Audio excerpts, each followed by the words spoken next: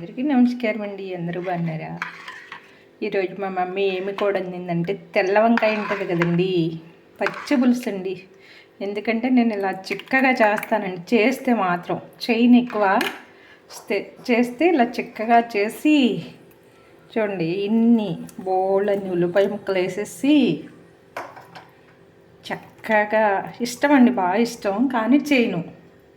ఇదిగోండి ఇలా రింగులు కూడా కట్ చేస్తాను అనమాట.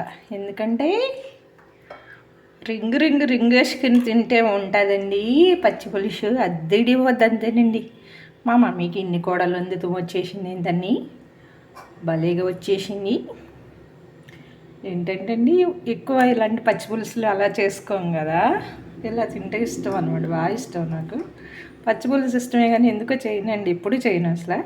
ఇవాళ ఎందుకో ప్రొద్దుట దొండకాయ ఫ్రై చేశాను, కోడిగుడ్లు ఉడకపెట్టాను, పచ్చి పులుసు అనమాట అండి. అద్దిరిపోద్దండి. అందరూ రండి పచ్చి పులుసు చేసుకుని భోజనాలు చేతాకి.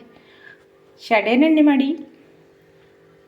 పచ్చి పులుసు అంటే ఎలా చేస్తూ ఉంటాండి, మన పల్లెటూరులో ఏమన్నా పండగ ఏదన్నా వస్తే చేస్తాం, లేకపోతే చిన్నపిల్లలు మెచ్యూర్ అవుతూ ఉంటారు కదా, అప్పుడు మన పల్లెటూరులో ఏం చేస్తారంటే ఆకుల మీద కూర్చోబెట్టి మన చుట్టుపక్కల వాళ్ళకి లేకపోతే ఊరంతాను భోజనాలు చెప్పి పొలగ వండి బెల్లం వేసి పచ్చి పులుసు చేసి ఆ భోజనాలు పెడతారనమాట అండి. అది సాంప్రదాయం మన ఊర్లో, అదే పల్లెటూరులో ఎక్కడైనా. మా ఊర్లో అయితే లేదంటే ఇంకా పండగలప్పుడు చేసుకుంటాం పచ్చి పులుసు అండి.